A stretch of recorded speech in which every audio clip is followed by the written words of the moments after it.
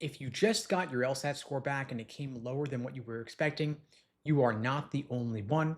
A lot of people are wondering, did LSAC mess up my LSAT score? And I get why you want that to be true. But the thing is, your answers are scored by computer. Then your response data, what you chose, goes through what LSAC describes as multiple verification procedures before a single score is released to anybody.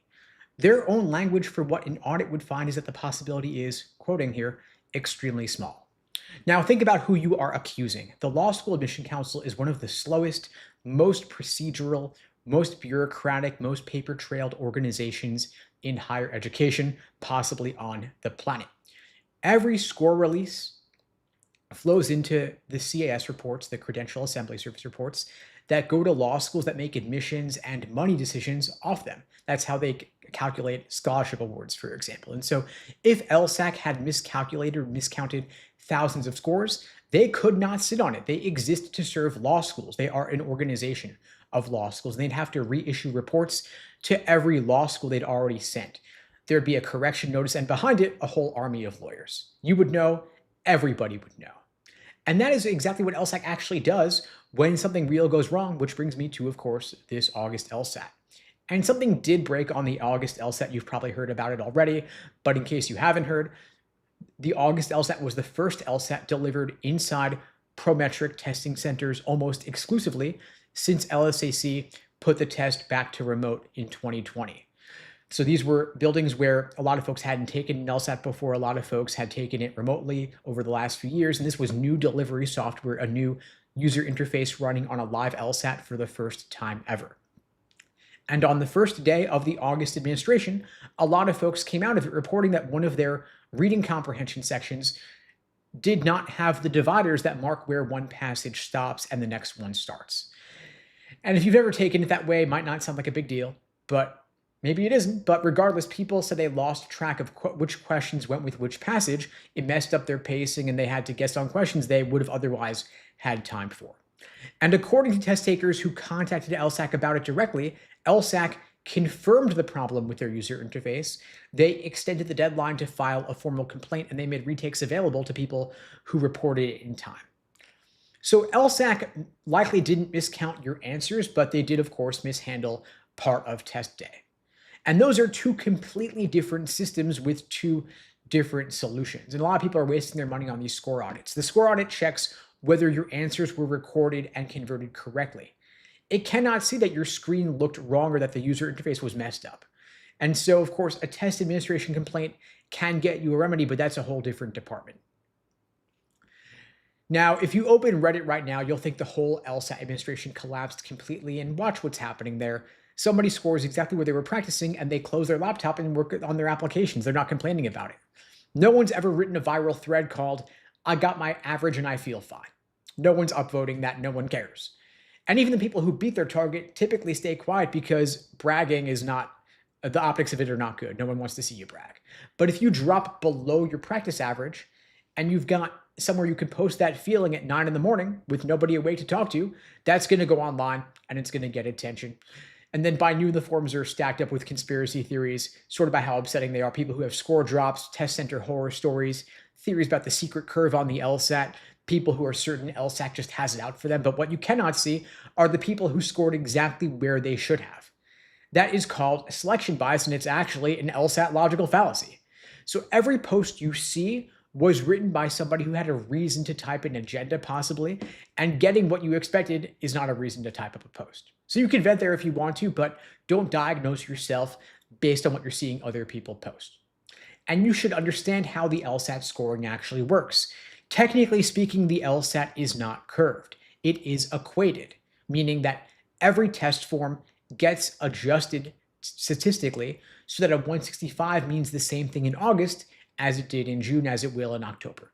That is the entire design goal of a standardized test. It is anything but a conspiracy. It's the opposite of conspiracy. And it's the reason why people saying my test was harder is not going to actually impact your score, because it doesn't. They adjust the raw score conversions accordingly. Now, towards the top of the scale in the 170 plus range, there's very little room for error. It's always been that way. If you score approximately 67 questions out of roughly 76, that's going to get you a 170. So about 8 or 9 questions wrong gets you a 170.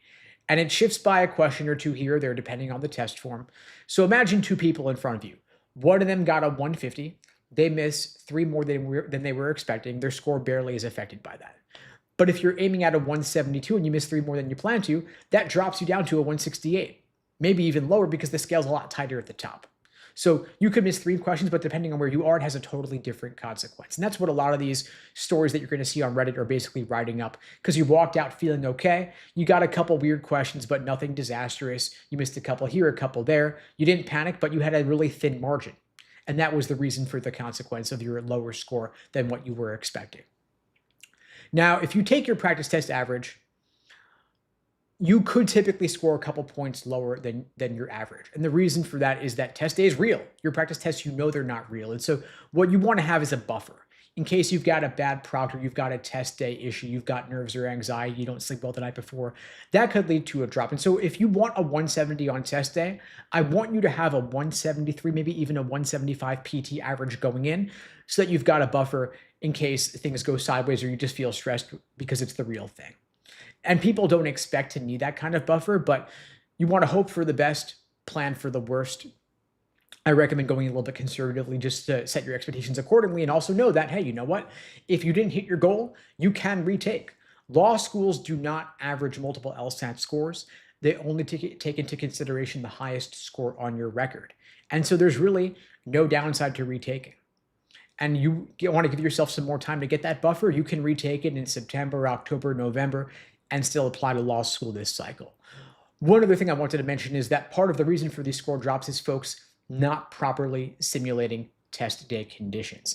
If you take 4 separate sections on 4 consecutive days, add them together, that's not a practice test because you're not testing up your endurance. Similarly, if you do 25 questions over the course of a day, that's not the same thing as doing 25 questions in one sitting, because you're not affecting your pacing. And so you want to know that you do all 4 in one go every single time, including that unscored extra section that does not count. You should also know that on test day, you're doing 2 sections back to back, a 10-minute break, 2 more sections, and that's the test. So there's just one 10-minute break in the middle of the section.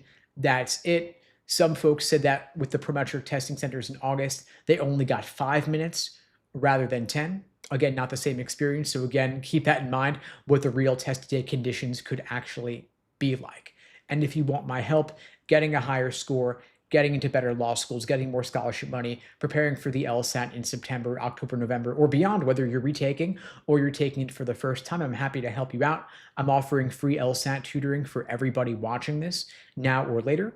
You can book that free tutoring lesson with me at unpluggedprep.com/start. The link's below the video on YouTube, pinned in the chat on YouTube, in my bio on TikTok and IG. I've also put together a free LSAT cheat sheet to help you jumpstart your LSAT prep. It's a quick reference PDF on everything logical reasoning and reading comp.